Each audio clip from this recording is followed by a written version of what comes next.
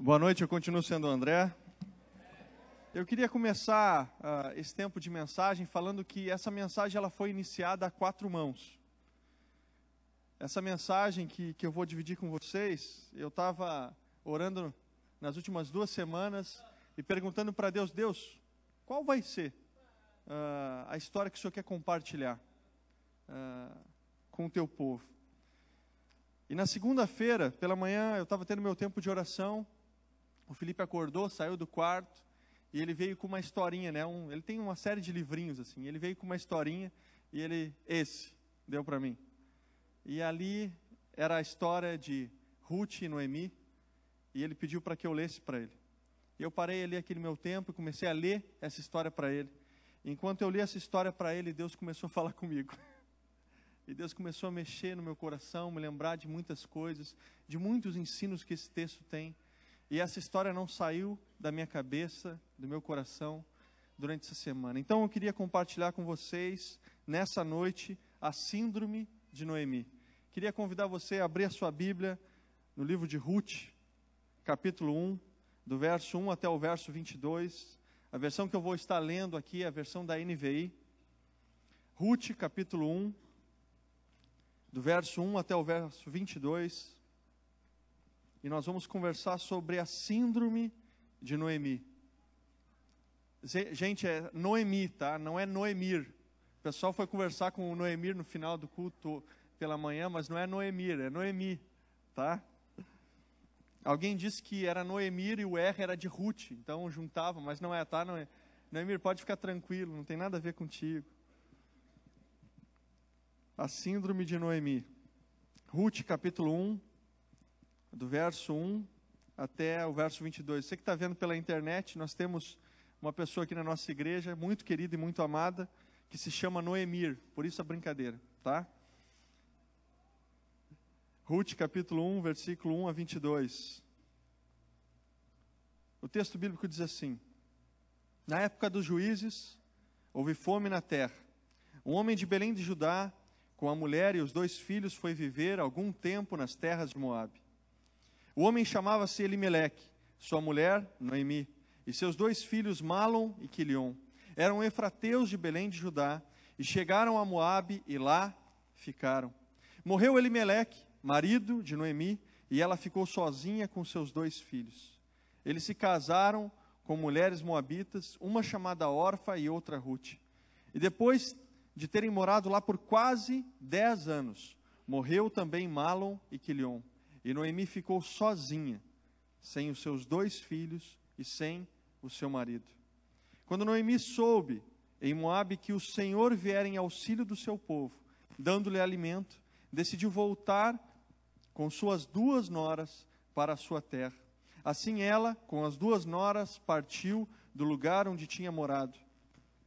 E enquanto voltavam para a terra de Judá, disse-lhes Noemi: Vão, retornem para a casa de suas mães, que o Senhor seja leal com vocês, como vocês foram leais com os falecidos e comigo. O Senhor conceda que cada uma de vocês encontre segurança no lar de outro marido. Então deu-lhes beijos de despedida, mas elas começaram a chorar alto e disseram: Não, voltaremos com você para junto do seu povo. Disse-lhe, porém, Noemi: Voltem, minhas filhas, por que viriam comigo? Poderia eu ainda ter filhos que viessem a ser seus maridos? Voltem, minhas filhas, vão, estou velha demais para ter outro marido.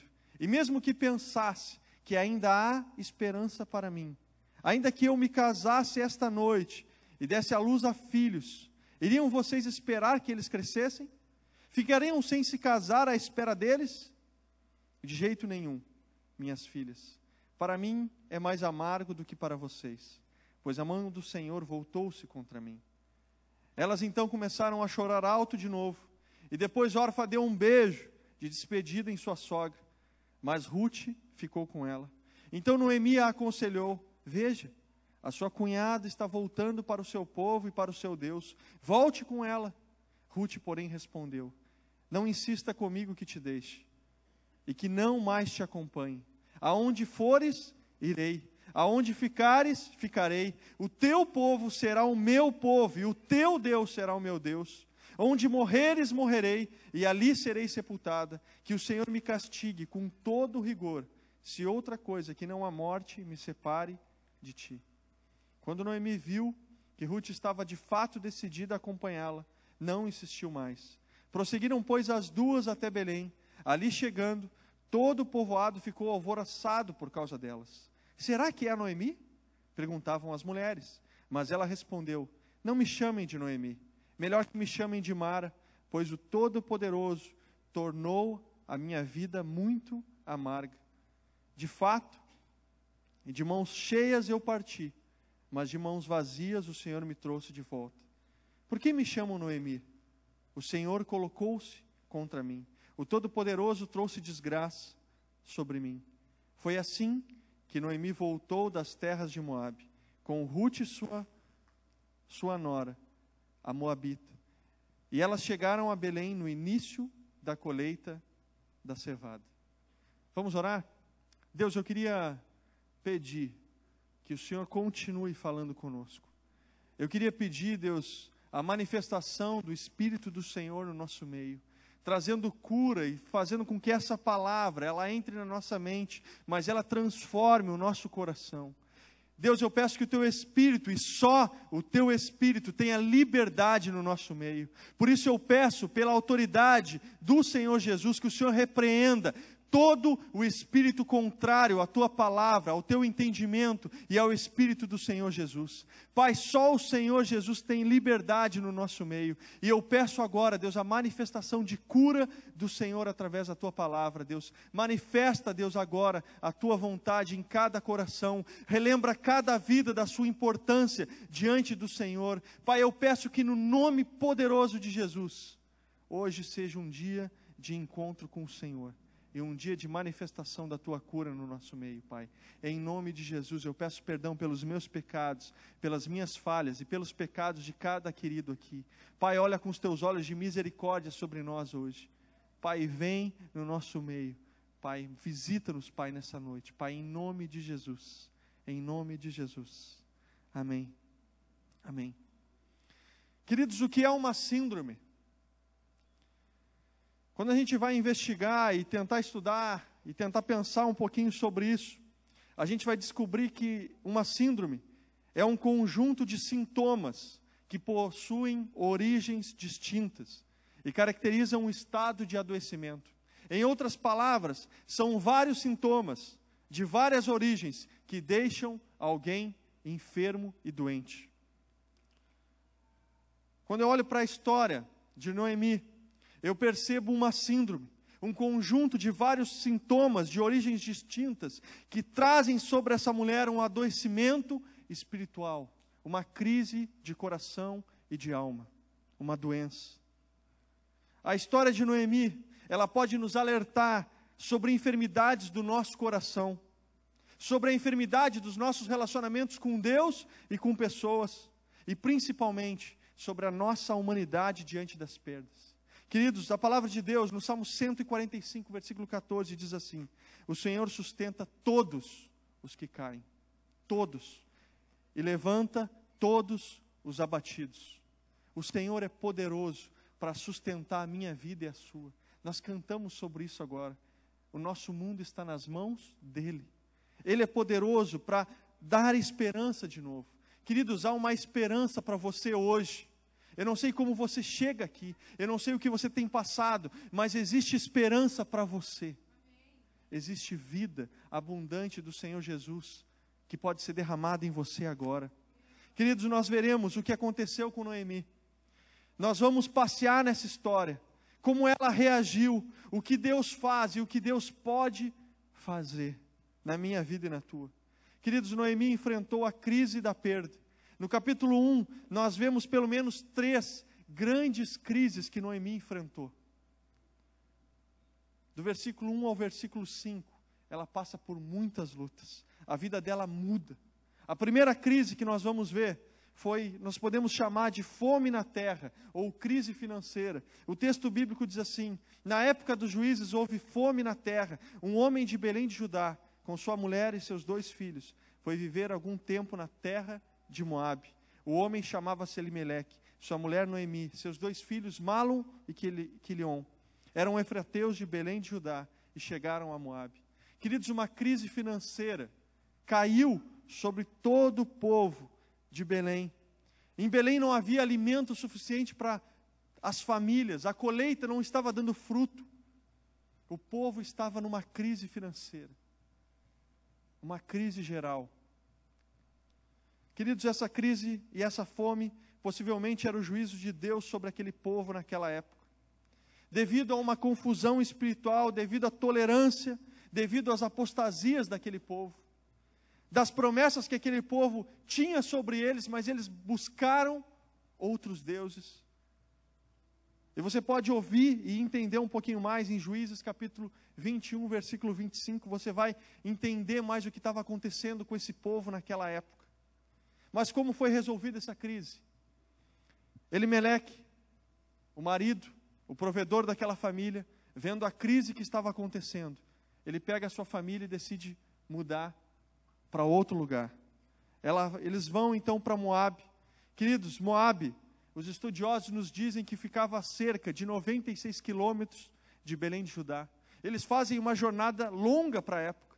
Ele leva a sua família, os seus bens. Elimeleque possivelmente era um grande agricultor da época, era um homem de posses, era um homem que tinha recursos. E ele leva a sua família então para um novo lugar, mas ele leva a sua família para uma nação inimiga de Israel. Moabe, a palavra Moabe significa do seu pai. Essa nação era uma nação descendente do filho de Ló, com sua filha mais velha. Ou seja, a terra era habitada pelos descendentes do filho de Ló. A história toda é muito louca, você precisa ler essa história na Bíblia. Mas o povo de Moabe era um povo que não seguia Deus. Era um povo que não seguia o Deus de Israel, era um povo contrário a esse povo. Noemi então sai do meio do seu povo, sai do meio da sua cultura, e junto com a sua família ela vai para uma terra desconhecida. Foi uma crise. Toda mudança traz crise. A segunda crise foi a morte do marido. A Bíblia diz que morreu Elimeleque, marido de Noemi, e ela ficou sozinha com seus 2 filhos. Queridos, Noemi sofreu uma dura perda na terra de Moabe. Morreu o seu marido, o seu cônjuge, o seu companheiro, o provedor da sua família, o pai dos seus filhos.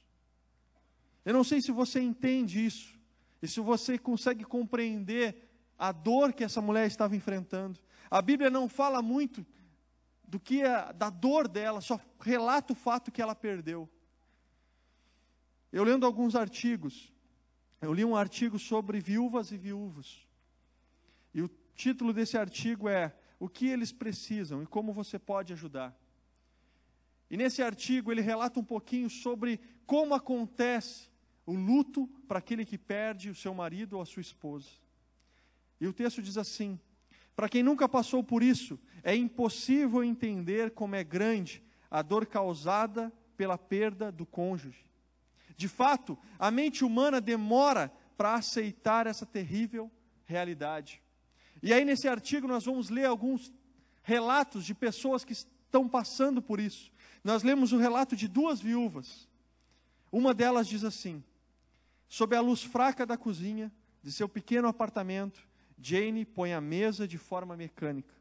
Afinal, ela precisa comer alguma coisa.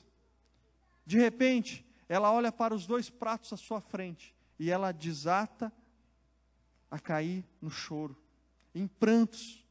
Por força do hábito, ela pôs a mesa para 2. Faz 2 anos que o seu querido marido faleceu. Leva tempo para aceitar, para entender e para passar por uma crise dessas. Um outro relato de uma mulher chamada Barry, de 72 anos. Ela diz: não conseguia aceitar a morte repentina do meu marido. Parecia mentira, diz ela. Eu não podia acreditar que ele não entraria mais por aquela porta. Queridos, ouvindo esses relatos, pensando nessas histórias reais, nós podemos entender que para Noemi não foi diferente. Ela sofreu. Ela passou por uma grande crise. Ela passou por uma grande perda. E como foi resolvida isso? Foi resolvida como nós resolvemos na nossa vida também. Nós simplesmente continuamos vivendo. Porque é assim que precisa acontecer. O texto bíblico diz que a família continuou vivendo, os seus filhos tomaram mulheres em Moabe, eles se casaram, a família cresceu, e pelo que tudo indica, eles continuaram cuidando da sua mãe. Duas personagens agora aparecem, Orfa e Ruth. Eles simplesmente continuaram sobrevivendo, até que uma terceira crise chega na casa de Noemi de novo. Noemi então perde seus 2 filhos. O texto bíblico diz assim: eles se casaram com mulheres moabitas, uma chamada Orfa e outra Ruth. E depois de terem morado lá por quase 10 anos, morreram também Malom e Quilion. E Noemi ficou sozinha, sem os seus 2 filhos e o seu marido. Queridos, a situação aqui ela é grave. Eram 3 viúvas na mesma casa, uma idosa e outras mais jovens. No contexto da época, a mulher da antiguidade, esse contexto era de total dependência da mulher do homem. Se a mulher não tivesse marido, ela precisava ter filhos, ou então netos, ou pessoas que pudessem ajudá-la, ou então bens que pudessem sustentá-la. Se ela não tivesse isso, a tendência natural é ela chegar a uma total pobreza. Algumas mulheres, para tentar sobreviver, elas se entregavam à condição de prostituição. Não era mais o caso de Noemi. O texto diz que ela já era muito velha. O texto diz que Noemi estava velha, sem marido, sem filhos, sem netos, com 2 noras, viúvas e ainda mais, moabitas, estrangeiras. Essas viúvas poderiam ser totalmente rejeitadas em Israel, por não fazerem parte daquele povo. Então a gente pode entender que somente a amargura era a companheira de Noemi. Como é que essa crise foi resolvida? Noemi fica sozinha com Orfa e Ruth e decide voltar para Belém. Queridos, essas crises foram enfrentadas pela mesma mulher, pela mesma família, em pouco tempo. Mas ainda havia uma esperança para Noemi. Ainda havia um capítulo novo que ia ser escrito por Deus na vida dessa mulher.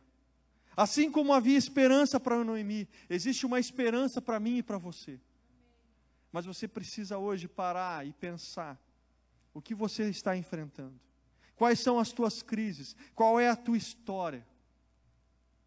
O que você passa nesse momento? Queridos, Noemi, ela reagiu emocionalmente a tudo que ela enfrentou. Assim como qualquer ser humano normal reage às crises que passa. Mas quais foram essas reações emocionais de Noemi? O texto bíblico diz assim: assim ela com suas 2 noras partiu de um lugar onde tinha morado. Enquanto voltavam para a terra de Judá, disse-lhe: vão, retornem para a casa de suas mães, que o Senhor seja leal com vocês, como vocês foram comigo e com o falecido, com os falecidos. Queridos, Noemi reagiu às suas dores. Todos nós reagimos. Noemi, a primeira reação de Noemi foi que Noemi decidiu ficar sozinha. Ela disse: vão, retornem para a casa de suas mães. O texto não mostra o que elas estavam conversando durante o caminho. O texto só mostra que no caminho, ela então decide olhar para suas noras e dizer: vão embora, me deixem só. Queridos, existem algumas razões do porquê as pessoas, quando estão enfrentando o sofrimento, elas buscam a solidão. Existem algumas razões. Uma delas é que às vezes a solidão ou a busca de um refúgio, de uma clausura, ela é uma reação clara e simples de cansaço e de desesperança. Ninguém pode me ajudar. Ou ninguém quer me ajudar. Então as pessoas, elas procuram a solidão. Elas se isolam das pessoas, se isolam dos relacionamentos, elas se afastam das pessoas. Para outros, é uma simples reação de não estou aguentando ver mais ninguém. Eu não quero ouvir mais ninguém. Eu não quero conversar mais sobre isso. Eu não quero falar mais sobre isso. Então as pessoas, elas se isolam, elas não querem papo. Para outros, simplesmente, eles buscam a solidão, pois eles sabem que ninguém pode entender a sua dor. Muitas pessoas procuram a solidão no meio das suas crises, porque elas olham ao lado, elas não veem ninguém que possa entender o que elas estão passando. Queridos, o salmista, no Salmo 142, versículo 4, ele sente a mesma falta de alguém, enquanto ele passava por uma crise. Ele diz assim: olhei para a minha direita e vi, mas não havia ninguém que me conhecesse. Refúgio me faltou, ninguém cuidou da minha alma. Ninguém cuidou. O psicólogo Carl Rogers ensina: quando percebem que foram profundamente ouvidas, as pessoas quase sempre ficam com seus olhos marejados. Acho que na verdade trata-se de um chorar de alegria. É como se estivessem dizendo: graças a Deus, alguém me ouviu. Há alguém que sabe o que significa estar na minha própria pele. Queridos, muitos de nós buscamos a solidão porque nós não somos compreendidos por pessoas na hora da nossa dor. Não existe ninguém ao nosso redor que a gente possa olhar e dizer assim: vai me entender. Ele vai saber o que eu estou passando. Ele não vai me dar aqui uma lista do que eu tenho que fazer. Ou então ele não vai julgar o meu coração, ou dizer que eu não tenho fé, ou então dizer que eu desacreditei do meu Deus. Então as pessoas procuram a solidão. E elas ficam com as suas dores, como se sozinhas pudessem resolver. Para outros, é uma simples proteção. Existem muitas pessoas que não querem ferir outras pessoas com sua dor. Elas não querem se ferir e nem ferir os outros. Ou então elas não querem se tornarem peso para outras pessoas. Queridos, para mim, essa é a razão de Noemi. Ela simplesmente olha para suas noras, ela vê a juventude delas, ela vê que há esperança para elas, mas ela olha para a sua própria vida. E ela não via esperança, resultado, solução para a sua vida. Então ela decide não ser um peso para ninguém. E ela olha para suas noras e diz: vão embora. Eu não quero pesar na vida de vocês. Queridos, devido à dor, as pessoas precisam ser ouvidas. Mas como isso é difícil de se encontrar, a maioria das pessoas no nosso tempo está buscando a solidão e a clausura. E acabam utilizando esse remédio como solução para suas dores da alma. Querido, como é que você reage às suas dores? Você costuma falar para as pessoas que estão perto de você? Você costuma dividir o teu coração e dizer assim: eu estou sofrendo. Alguém pode orar por mim? Alguém pode me ajudar? Alguém pode me ouvir? Alguém simplesmente pode escutar o meu choro? Como é que você reage com as suas dores? Como é que você reage com as suas crises? Você costuma buscar o isolamento? Você costuma desligar o celular, desligar a internet, se trancar no quarto, não atender a porta, não deixar que ninguém entre na tua história para te ajudar? É assim que você tem lidado com as tuas dores. Queridos, a resposta a essa reação de Noemi foram que as suas noras não deixaram ela sozinha, elas quiseram estar perto. E elas manifestaram: nós não vamos deixar você. Mas essa foi apenas a primeira reação dela, ela buscou a solidão. A segunda reação de Noemi é que Noemi descreve o seu quadro de desesperança. Gente, perceba, do versículo 11 ao versículo 13, quantas desculpas Noemi dá para que as pessoas não ficassem junto com ela, para que as suas noras não participassem da sua vida, para que elas não estivessem na sua história. Olha só, disse Noemi: voltem, minhas filhas, por que vocês viriam comigo? Poderia eu ainda ter filhos? Primeira desculpa. Que viessem a ser seus maridos? Voltem, minhas filhas, vão, estou velha demais para ter outro marido. E mesmo que pensasse que ainda há esperança para mim, ainda que eu casasse esta noite e depois desse à luz a filhos, iriam vocês esperar que eles crescessem? Terceira desculpa. A segunda foi que ela estava muito velha. Quarta desculpa: ficariam sem se casar à espera deles, vocês iam esperar que eles viessem. De jeito nenhum, minhas filhas. Para mim é mais amargo do que para vocês, pois a mão do Senhor se voltou contra mim. Queridos, Noemi pinta um quadro de desesperança, de um futuro caótico e inalcançável. Noemi mostra aqui as suas frustrações, como quem gostaria de fechar toda a oportunidade para qualquer argumento contrário de esperança. É como se ela estivesse dizendo, não adianta, tudo o que você já pensou, eu já pensei. E não tem solução para a minha vida. Não existe esperança para o que eu estou vivendo. Não tem como mudar a minha história. É como se Noemi estivesse simplesmente dizendo, para de tentar entrar na minha vida. Para de tentar estar junto de mim. O resultado da tua vida vai ser sofrimento, como a minha é sofrimento. É como se ela dissesse de alguma maneira, sai de perto, porque em tudo que eu toco, morre, adoece ou sofre. Queridos, muitas vezes nós, quando estamos sofrendo, uma das nossas primeiras defesas é afastar pessoas que amamos.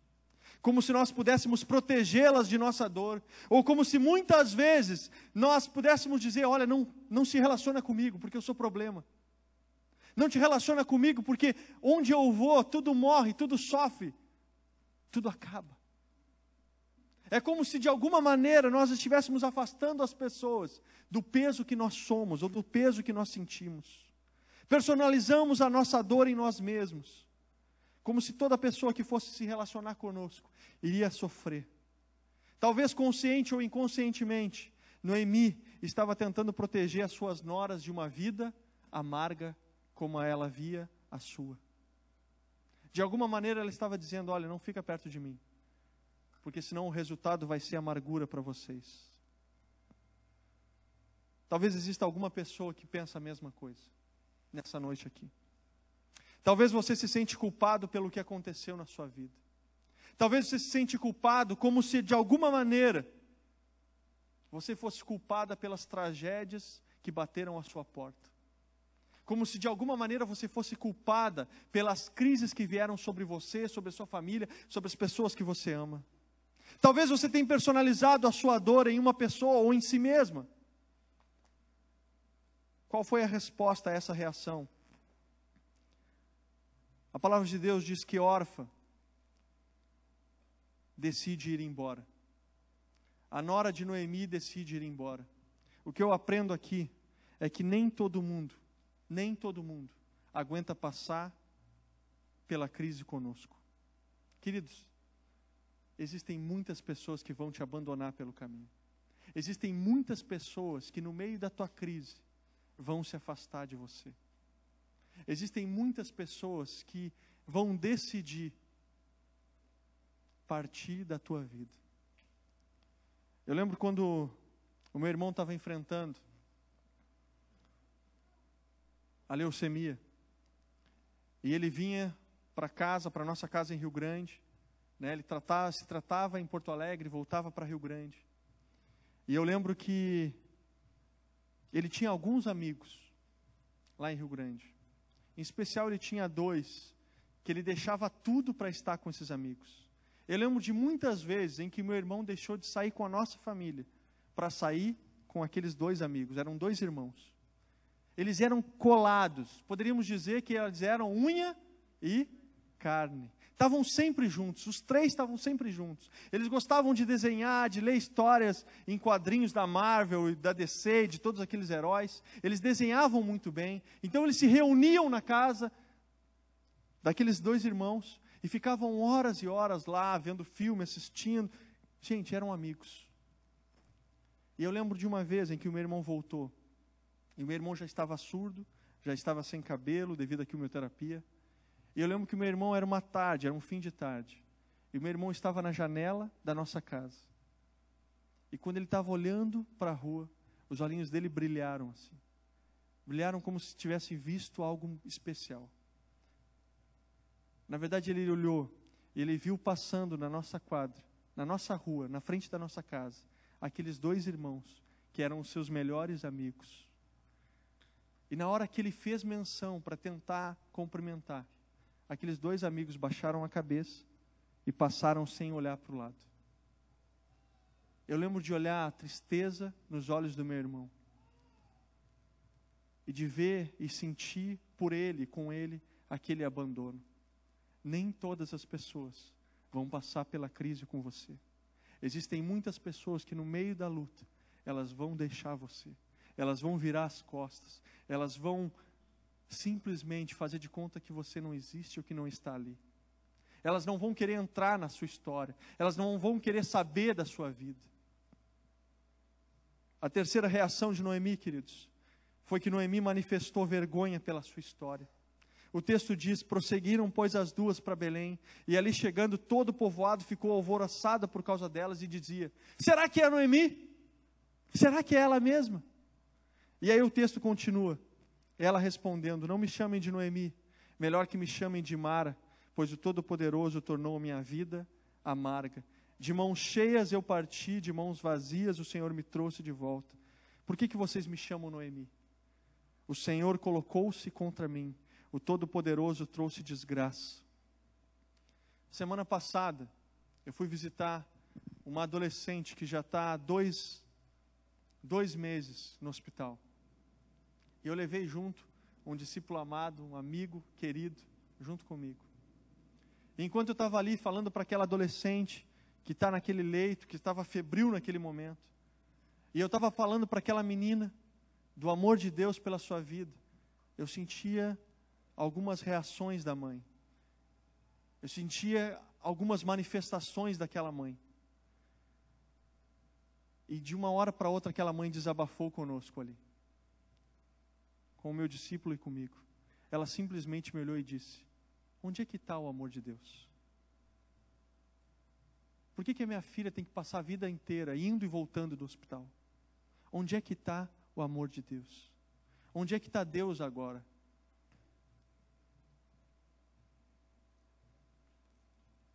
Por que Deus não me responde? Eu sei que você talvez agora vai ficar pensando o que o André respondeu para ela, né? Mas quando alguém coloca a sua dor, gente, a gente não precisa responder. A gente precisa apenas acolher. A gente precisa apenas ouvir. Quem sou eu para dar qualquer resposta para aquela mulher? O que eu posso fazer que outros talvez já não tenham feito? A dor nos transforma. Aquela mulher está transformada. Noemi ficou transformada. Noemi não se via mais a mesma. Noemi olhava para si mesma e se sentia desprezada, não cuidada, não amada, roubada de suas riquezas físicas, emocionais e espirituais. Queridos, a síndrome de Noemi tem a ver com a vergonha do que você se tornou e do que lhe aconteceu. Você olha para si mesmo e você não acredita no que você se tornou. Você não acredita no que lhe aconteceu. E isso traz doença sobre você. Queridos, Noemi expressa isso de maneira muito clara ao se apresentar. Ela não se apresentava mais como Noemi, cujo significado do nome é agradável, doce, mas ela se apresenta como amarga, Mara. Mara. Não me chamem mais de Noemi, mas me chamem de Mara, cujo significado é amargo, difícil de engolir. Algo ruim. Você também tem vergonha da sua história? Talvez existam pessoas aqui hoje que têm vergonhas das tragédias que aconteceram na sua vida. Talvez você também se sente desamparado ou negligenciado por Deus. De alguma maneira você olha e diz assim: poxa, Deus responde a todo mundo, mas Deus não me responde. Deus faz com que todo mundo prospere, mas eu não prospero. Talvez você se sente injustiçado. Talvez você sente que isso não devia ter acontecido com você. Talvez você se pergunta: por que comigo? Por que com a minha família? Por que na minha casa? Por que entre os meus? Por que esse desemprego agora? Por que essa enfermidade? Por que essa crise no meu relacionamento conjugal? Por que essa doença do meu filho? Por que essa doença em mim? Por que eu passo por isso? Queridos, assim como existiu esperança para Noemi, existe uma esperança para você hoje. Existe um Deus todo-poderoso que quer responder ao teu coração, que quer falar com você, e que no meio dessa situação toda possa trazer para você um novo capítulo na sua vida. Noemi enfrentou a crise da perda, Noemi reagiu emocionalmente a essas dores, mas o que Deus fez por ela naquele tempo? Queridos, Deus colocou uma Ruth na vida de Noemi. O que Deus pode fazer por mim e por você, o que Deus fez com Noemi, Deus colocou uma Ruth na sua vida. O texto bíblico diz assim: então Noemi aconselhou, vá com sua cunhada, veja, ela está voltando para o seu povo, volte para o seu Deus, volte com ela. Mas Ruth diz, não insista comigo que te deixe, e que não mais te acompanhe, aonde você for eu irei, e não te deixarei. O teu povo será o meu povo, e o teu Deus será o meu Deus. Queridos, muitas vezes Deus vai manifestar o amor dele na minha vida e na tua vida, através de uma Ruth, de uma pessoa que ele vai colocar lá, de alguém que ele vai colocar num momento difícil, num momento de crise. Mas André, o que pode ser uma Ruth nos nossos dias, para a minha vida? Uma Ruth para você hoje pode ser aquele amigo que não desiste de você. Uma Ruth para você hoje pode ser o seu marido que não desiste de você, esposa. Uma Ruth na sua vida hoje pode ser aquela esposa que olha para você com toda a esperança, pois ela sabe que existe um Deus poderoso que pode transformar a sua vida. Queridos, uma Ruth na minha vida e na tua vida hoje pode ser uma célula, um grupo de pessoas que não desiste de você, que não para de encher a tua caixa de mensagens, de e-mails, com relatos, com palavras, com convites. Pode ser alguém que não para de te ligar e dizer assim, cara, eu te amo. E não adianta você tentar se afastar, que eu vou chegar mais perto. Talvez uma Ruth nesse tempo seja um pai ou uma mãe que decide insistir na vida e na recuperação do seu filho. Uma Ruth do nosso tempo pode ser um tio ou uma tia que simplesmente olha com olhos espirituais e vê o que você vai ser na frente. Uma Ruth do nosso tempo pode ser um discipulador que não abre mão de te acompanhar. Querido, com certeza o teu discipulador, ele sabe quem você é. Ele sabe das suas mentiras, ele sabe quando você olha para ele e conta que você roubou uma corda, mas tinha uma vaca lá no canto. Que você levou também junto com a cerca, com uma árvore que você tirou. Ele sabe disso. Então para de tentar fugir desse relacionamento. Deixa Deus usar o teu discipulador ou essa pessoa que Deus levantou na tua vida como ferramenta para realmente te conduzir, para te ajudar nesse momento. Às vezes, uma Ruth no nosso tempo, às vezes é aquela pessoa que vive insistindo simplesmente para você sair de casa. Queridos, eu tenho o privilégio de acompanhar muitos adolescentes, graças a Deus. E gente, como é legal ver toda sexta-feira um grupo de adolescentes que sai do computador, que sai da internet, que sai dos jogos eletrônicos e vem se relacionar com outros adolescentes. E sabe por que muitos estão chegando aqui? Porque tem muitos amigos adolescentes que estão dizendo assim, cara, vamos sair. Vamos lá para ouvir um pouco mais de Deus, vamos lá se relacionar com os nossos amigos. E Deus está fazendo grandes coisas no meio desses adolescentes. Queridos, uma Ruth do nosso tempo pode ser um líder de célula que vive motivando você, mandando mensagem, dizendo assim, olha, nós estamos reunidos aqui esperando por você. Simplesmente isso. Ah, mas eu não vou. Não interessa, eu estou esperando por você. Se você não vir, nós vamos orar. Se você não vir, nós vamos continuar esperando por você, porque o seu lugar está aqui. Uma Ruth do nosso tempo é alguém que não desiste de você. É um filho que não cessa de orar pelo seu pai e pela sua mãe, porque ele sabe que na hora certa Deus vai agir. Deus vai transformar, Deus vai tocar. Querido, qual é a Ruth da tua vida hoje? Quem é a pessoa que Deus tem levantado para tocar o teu coração, para te ajudar nesse tempo, para dizer para você assim, olha, eu não desisto de você. O teu Deus é o meu Deus. Queridos, Deus estava cuidando de Noemi através de Ruth.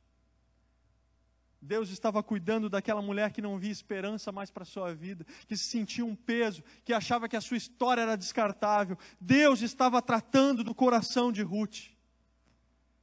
Eu pergunto para você, você consegue reparar nesse cuidado de Deus pela tua vida? Você consegue reparar nesse carinho de Deus, colocando pessoas, talvez Deus está colocando agora alguns nomes de pessoas que têm insistindo na tua vida, que têm avançado e dito assim, cara, eu te amo, e eu não vou parar, deixa eu entrar na tua vida, abre a porta da tua casa, eu quero chegar, eu quero ouvir, e eu quero passar por isso contigo. Quem é a Ruth hoje na tua vida? Queridos, há uma esperança. Deus sempre traz a esperança.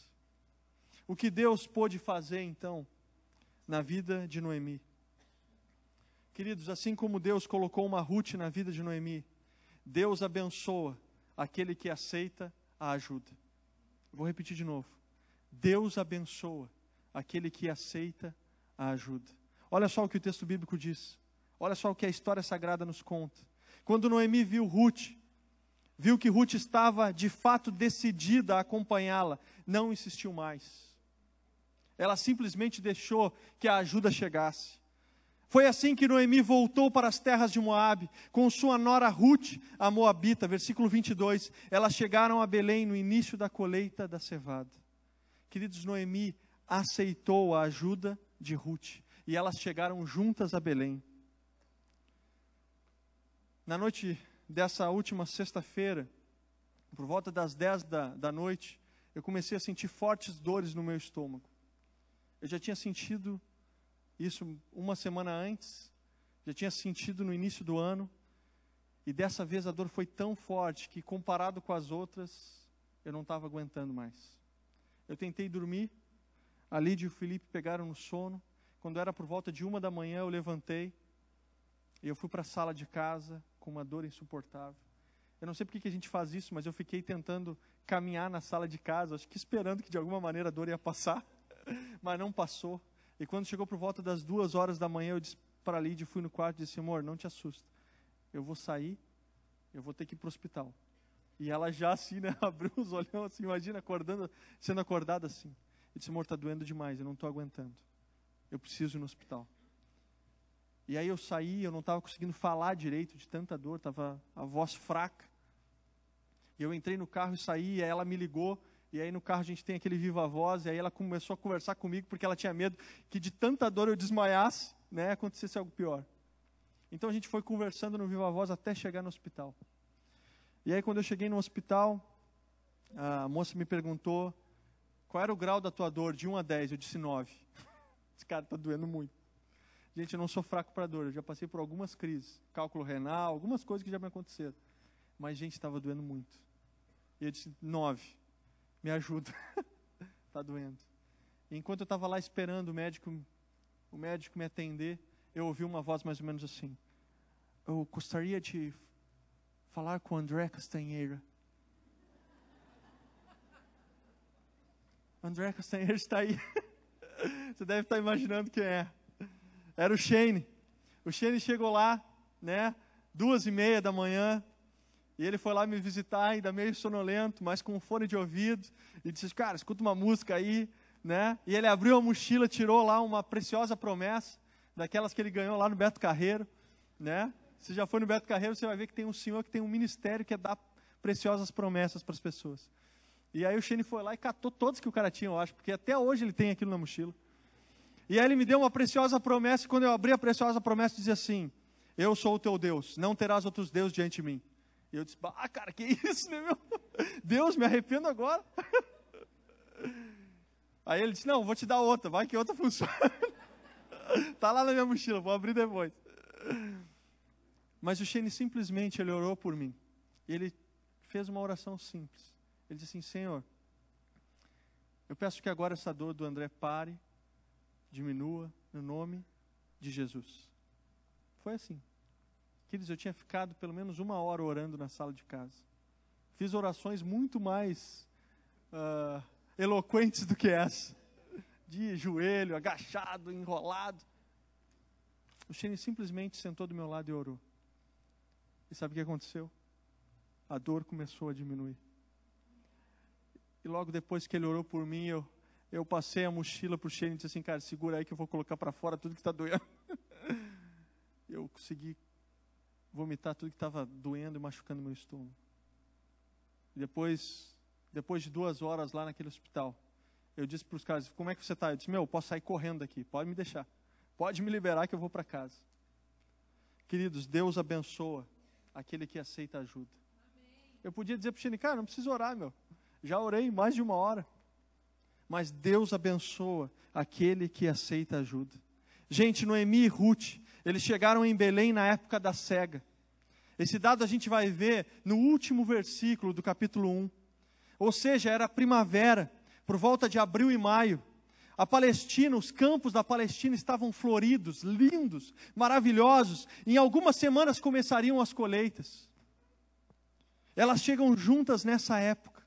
Existia uma lei em Israel que os donos dos campos, os proprietários das colheitas, eles deviam deixar aqueles frutos, aqueles grãos que haviam sido passados ou esquecidos no campo, eles não poderiam ser colhidos de novo. Eles tinham que ser deixados para que aquelas pessoas que nada tinham pudessem entrar naqueles campos e receber daquele alimento. Essa era uma regra, era uma lei em Israel.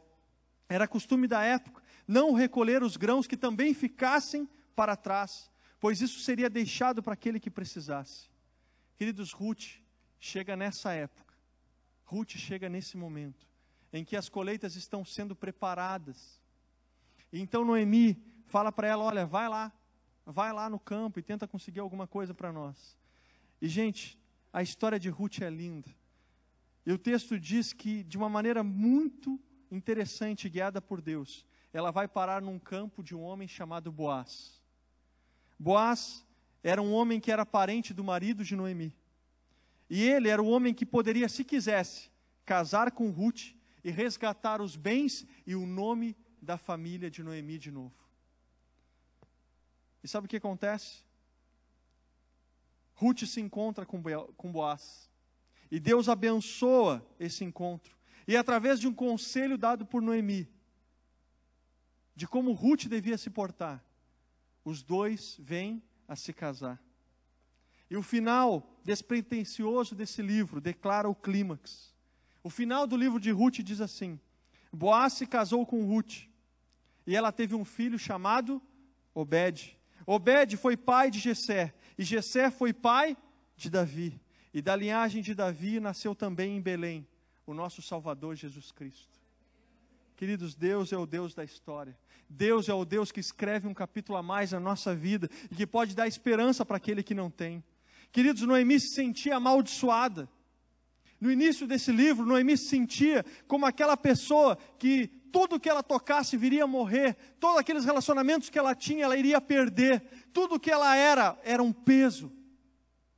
Tudo que ela fazia iria ferir a si mesma e aos outros. Mas a verdade é que mais um capítulo Deus tinha de esperança na vida de Noemi. Noemi termina o livro com um neto nos braços. Noemi termina o livro com uma família e um futuro. Em paz com Deus e consigo mesma. Com uma casa cheia das amigas, cantando e louvando ao Deus da vida de Noemi. E ela termina essa história e esse livro com uma história linda de esperança para contar. Queridos, Deus usou Noemi para abençoar Ruth. Mas para que Noemi pudesse ser usada por Deus, primeiro ela precisou aceitar ajuda. Ela precisou aceitar ajuda. Queridos, cada um de nós aqui, Deus pode usar a tua vida poderosamente. Deus pode usar a tua vida poderosamente. Mas quem sabe para que isso possa acontecer, você precisa hoje manifestar a aceitação da ajuda do Senhor na tua vida. Talvez você precisa receber a ajuda do Senhor hoje para aprender e para entender que Deus pode usar você, mas Deus também pode usar alguém na tua vida. Deus pode te abençoar hoje através de uma outra pessoa com tantas limitações como você. Quem sabe um amigo, quem sabe um discipulador, quem sabe alguém da tua família. Queridos, há esperança para você hoje. Se você está aqui hoje, Deus pode não só te ajudar, como Deus pode transformar você em um ajudador. Deus pode usar você como um instrumento para abençoar essa terra. Querido, há uma esperança para você hoje. Essa esperança está no nome poderoso do Senhor Jesus. Essa esperança está no Deus da história. Para terminar, para concluir, Noemi enfrentou a crise da perda. Noemi reagiu a essas perdas, tentando ficar só, mostrando desesperança e vergonha. Mas Deus mostrou a sua ajuda com a presença de um amigo. Noemi foi abençoada ao aceitar essa ajuda. E ao receber essa ajuda, ela também se transformou numa ajudadora. Queridos, cada um de nós, por mais comum ou estranho que pareça, somos insubstituíveis na história de esperança geral de Deus. Você e eu, nós somos insubstituíveis na história geral de Deus. Eugene Peterson, quando ele escreve a introdução do livro de Ruth, ele diz: somos importantes, cada um de nós, e o que fazemos também é importante. Querido, você é importante para Deus. A sua história não é descartável, a sua vida não é descartável. Quem você é, o que você passou, Deus pode usar para levar esperança para alguém. Deus pode usar e Deus pode tocar na tua vida. Independente da crise que você está enfrentando, Deus é poderoso para abençoar você com uma ajuda e ainda usar você para abençoar outras pessoas no meio dessa situação toda. Porque não há impossíveis para Deus. E Ele hoje está disposto a ajudar você e estender a destra de ajuda poderosa dEle para levantar você. Porque o texto que nós lemos lá no início dessa mensagem diz que Ele é poderoso para curar o ferido e levantar o abatido.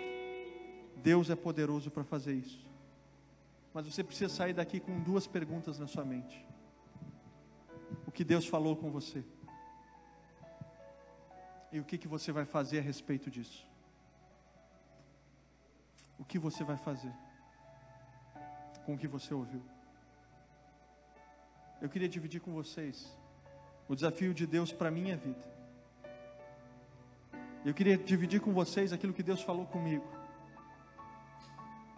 E eu, igual a vocês, não sou diferente de vocês. Eu também tive que muitas vezes aceitar a minha história. Muitas vezes fazer as pazes com a minha história. E eu queria desafiar você hoje a aceitar a história da tua vida. Aceitar o que está acontecendo com você. Eu queria desafiar você a fazer as pazes com a tua história. Porque muito maior do que a tua história é o Deus que está escrevendo cada capítulo da tua vida. E eu queria desafiar você hoje a aceitar a ajuda de Deus e a ajuda das pessoas. Que você não se fechasse na sua história, não buscasse a clausura, não buscasse a solidão como remédio para a sua alma, porque não vai curar, eu já sei disso. Queridos, eu lembro, cara, foi numa tarde, numa reunião do CR, quando o CR estava começando aqui, e eram só os pastores que faziam. Eu lembro que naquela tarde, Deus me curou. Deus curou as crises que eu tinha com a minha história. Simplesmente porque pessoas ouviram a minha história. Pessoas oraram por mim. Pessoas me acolheram naquele tempo. Deus trouxe à luz lacunas que eu tinha com a minha história. Deus quer curar você. Você precisa aceitar a ajuda de Deus. Querido, aceite o seu lugar na história. Você não é descartável, você pode ser usado por Deus, a tua vida, o que você passou, o que você enfrentou. Aceite o seu lugar na história de esperança de Deus nessa terra. Você é importante. Viva com a esperança, viva de Jesus. Deus é poderoso para dar um amanhã melhor. Deus é poderoso para mudar essa situação. Deus é poderoso para mandar um emprego. Deus é poderoso para efetuar uma cura. Deus é poderoso para derramar consolação. Deus é poderoso para restaurar o coração. Deus é poderoso para dar vida a quem sofre. Eu queria que você escutasse essa canção. E se hoje você está fazendo as pazes com esse Deus, se hoje você está fazendo as pazes com a tua história, se hoje você quer dizer para Deus: Deus, eu aceito a ajuda do Senhor e a ajuda das pessoas. Deus, eu quero ser um ajudador também. Eu queria que você, enquanto escuta essa canção, eu queria te dar a oportunidade a reagir a essa mensagem. E eu queria fazer mais um desafio nessa noite. Deus está levantando algumas pessoas que serão como Ruth para outras. Talvez Deus falou contigo hoje sobre discípulos que você tem desistido, pessoas que você tem abandonado, pessoas que você olha e diz assim: não vejo esperança. Mas Deus hoje está te convidando a ser uma Ruth para essas pessoas, alguém que não vai abrir mão delas. Deus, nós queremos agradecer, porque o Senhor é o Senhor da nossa história. Deus, quantas vezes eu passei por esse livro de Ruth, Pai, como se ele não tivesse nada a me ensinar. Deus, eu me arrependo publicamente por tantas e tantas vezes que eu perdi de ser abençoado pela Tua palavra, pela história dessas mulheres. Tantas e tantas vezes que eu perdi de ver que o Senhor Jesus é o resgatador das nossas almas. Tantas e tantas vezes que eu perdi de ver que o Senhor é o Deus que trabalha quando nós não vemos. Tantas e tantas vezes eu deixei de ver que o Senhor é o Deus da esperança. Tantas e tantas vezes eu perdi, Deus, de receber da esperança de um novo capítulo escrito pelo Senhor na minha vida. Mas Deus, hoje nessa noite nós estamos aqui porque nós entendemos que o Senhor é o Deus da nossa história. Deus, cada querido que está aqui na frente está manifestando, que está fazendo as pazes com a sua história, que está aceitando aquilo que são, aquilo que aconteceu. E Deus, estão manifestando que o Senhor é o Deus que tem resgatado as suas vidas. Pai, eu peço por cada vida que manifesta a Tua cura poderosa sobre cada um. Deus, traz de volta a esperança, renova as forças, levanta os feridos.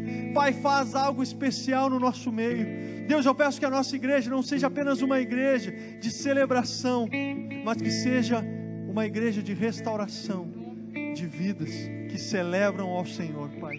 Deus, eu peço que o Senhor entre na nossa história. Eu peço por cada querido aqui. Eu peço por aquele que hoje manifestou que quer o Senhor Jesus como o Senhor da sua vida.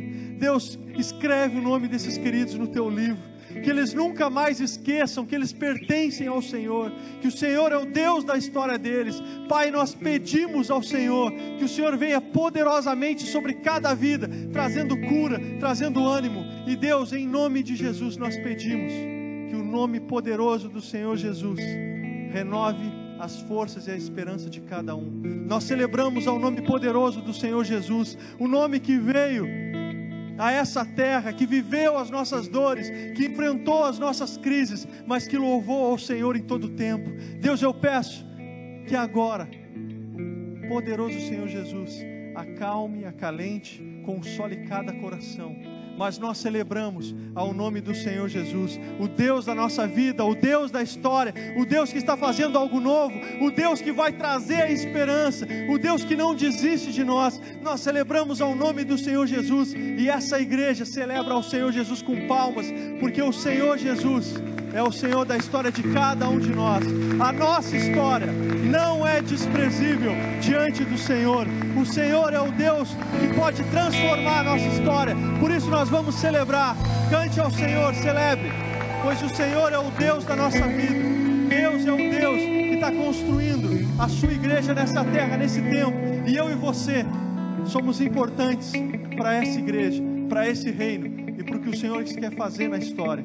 Deus quer usar a sua vida, você é importante. Celebre ao Senhor, o Senhor da sua vida.